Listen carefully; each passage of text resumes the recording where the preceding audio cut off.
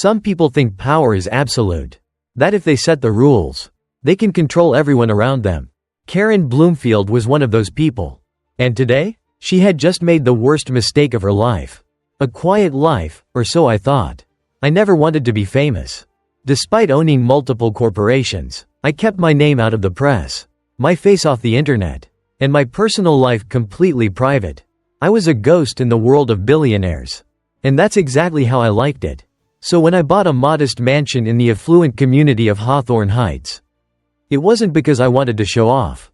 I just wanted peace. A place where I could relax, take care of my Japanese cherry blossom garden, and enjoy my success without drama.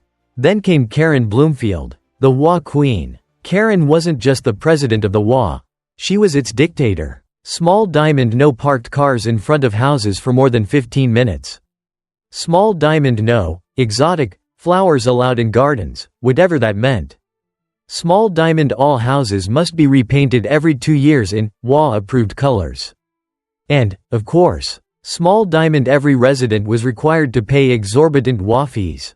The problem? I wasn't part of the HOA. And I had zero interest in joining.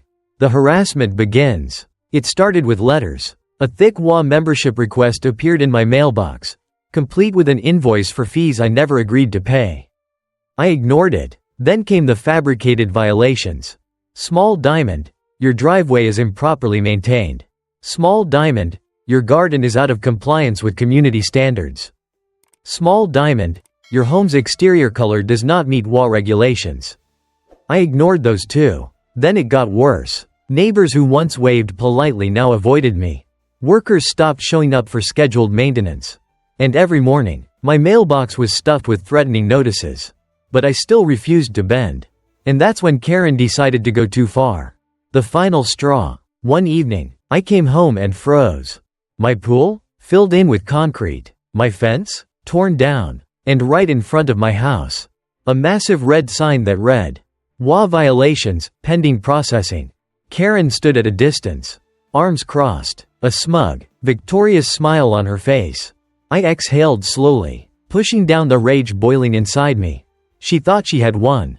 She thought I was just another resident she could push around. I met her gaze. Calm, collected. She smirked. You can't fight the HOA. Nick. She gestured around at the neighborhood. I control this place. I stared at her for a long moment. Then, slowly, I smiled, because she had no idea who she was dealing with. By the time I was done, Karen wouldn't be controlling anything. Powerful people make one fatal mistake. They assume everyone else is weaker than them.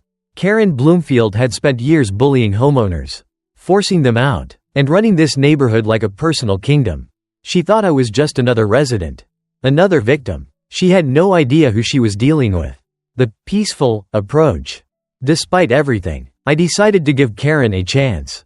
I sent a formal complaint to the HOA, citing the damage to my property, the fabricated fines, and the illegal modifications to my home. Her response? Small diamond a notice stating I owed $325 in unpaid HOA fees and penalties. Small diamond a final warning that my property would be seized if I didn't comply. Small diamond a personal note from Karen at the bottom of the letter. Nice try.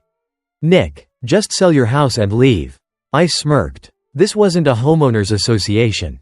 This was organized extortion. A warning from the inside. That evening, I was trimming the remains of my cherry blossom trees when a neighbor cautiously approached. He was older, wearing a worn-out cardigan, and kept looking over his shoulder. You should leave, son, he whispered. I frowned. Why? He exhaled sharply. Karen's done this before. Forced people out, drained their finances. She's got friends in the city council and real estate developers in her pocket. I raised an eyebrow. Developers? He nodded. Yeah, she doesn't just evict people, she takes their homes, flips them, and sells them off for massive profits. Interesting. I offered a small smile. Thanks for the warning, but I wasn't worried, because Karen had no idea what she had just walked into. What Karen didn't know, she thought I was just some stubborn homeowner. A nobody. A man with no power. No connections. No way to fight back. Too bad for her. Small diamond I owned Vaughn Property Holdings, the largest real estate investment firm in the city. Small diamond 40% of all commercial properties and rental complexes in this city? Mine. Small diamond I had direct control over the largest real estate transactions happening within these blocks. And that wasn't even the best part. Small diamond Karen's precious HOA bank account? The one holding all the neighborhood's funds. Her personal bonuses. And the illegal fines she had stolen? That bank? I owned a 32% stake in it. And with a single call, I could freeze every dollar she had. The calm before the storm. Karen thought she had all the power. She thought I had nowhere to run. That I would break under the pressure. I took a slow sip of my coffee, watching the sun set over the neighborhood. I wasn't going to fight Karen on her terms. I was going to burn her entire empire to the ground. She just didn't know it yet. The best way to destroy an enemy? Let them destroy themselves. Karen Bloomfield believed she was untouchable. She thought she had all the power, all the control, all the money. But the thing about corrupt people like Karen? They always leave a trail. And I was about to follow it straight to her downfall. Step 1. Following the money. If you want to take down a corrupt organization, you start with the money. And Karen had been stealing a lot of it. Using my connections, I gained quiet access to the HOA's financial records. What I found? Small diamond over $500 in missing funds. Small diamond dozens of fake expense reports. Small diamond payments labeled community improvements, but leading straight to Karen's personal account. She wasn't just robbing homeowners blind, she was using their money to fund her own lifestyle. New cars, lavish vacations, a summer home in another state. All paid for by the people she was extorting. Step 2. Catching her in the act. Karen loved power. And people who love power can't resist talking about it. The HOA board held weekly closed-door meetings in their private office. No press, no recordings, just a group of people drunk on authority, making decisions that ruined lives. So I made sure this time. Someone was listening. Small diamond, a tiny recording device inside the potted plant near Karen's desk. Small diamond, another inside a decorative clock on the wall. Small diamond, a third, hidden inside an accidentally dropped pen at the last meeting. And Karen? She talked. A lot. I listened as she laughed about increasing fines on troublemakers. Raise his penalties. I don't care if we have to make something up. He either pays or he's out. She openly ordered harassment against residents who spoke out. Make life miserable for them. If they want to fight me, let's see how long they last. And the best part? She bragged about controlling the city council. They won't touch me. Not after the donations I've made. Every word she spoke was being recorded. And it was all damning evidence. Step 3. Exposing the bribery scheme. Karen wasn't just bleeding the residents dry. She was also in bed with shady developers. I dug through every contract the HOA had signed in the past 5 years. And that's when I found it. Small diamond, multiple contracts awarded to the same construction company, no competitive bidding. Small diamond, unnecessary renovation projects that never actually got completed. Small diamond, large consulting fees paid directly to Karen's private LLC. It was classic pay-to-play corruption. Developers paid Karen under the table to approve their projects, even if they were unnecessary, overpriced, or downright illegal. And now? I had proof. The pressure keeps rising. While I was quietly dismantling her empire, Karen was getting cocky. She kept pushing. Small diamond, she increased my fines to nearly $500. Small diamond, she started filing legal paperwork to seize my home. Small diamond, she sent me a personal letter. Give up now. Nick, you don't win against me.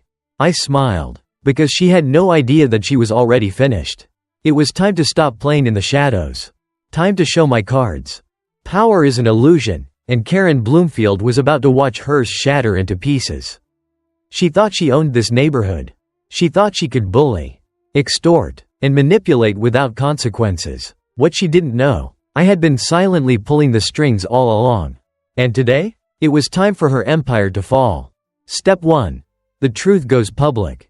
The night before the next HOA meeting, I sent one email. Not to Karen, not to the city council. To every single resident of Hawthorne Heights.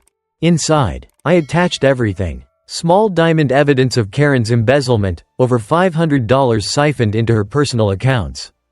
Small diamond secret recordings of HOA meetings, where she ordered harassment against homeowners. Small diamond bribery contracts, exposing her illegal dealings with city officials and construction firms. The subject line? The HOA scandal. Read before tomorrow's meeting. By morning, the entire neighborhood was in chaos. Phones were ringing. Social media exploded. Neighbors were furious. The HOA was officially under siege. Step 2. The legal hammer drops. While the residents were digesting the truth, my law firm filed a class action lawsuit against the HOA. Small diamond fraud. Small diamond financial misconduct. Small diamond illegal property seizures. At the same time, we sent a formal request to the state attorney's office to investigate the HOA for criminal activity. Karen didn't know it yet, but within a few hours, federal investigators would be looking into every dollar she ever touched. Step 3. The meeting where everything changed. Karen must have panicked, because she called an emergency HOA meeting, forcing every resident to attend. She needed to contain the damage. The clubhouse was packed. Residents sat whispering angrily, clutching printed copies of my email. Karen stood at the front, looking pale but determined, gripping the microphone with white knuckles. "These accusations are lies," she declared. "Fabrications made to discredit me. Someone is trying to destroy this HOA." She looked around, her voice rising. "I have led this community for years. Are you really going to believe some anonymous email?" The crowd murmured. People weren't sure what to believe. That's when I walked in. Step 4.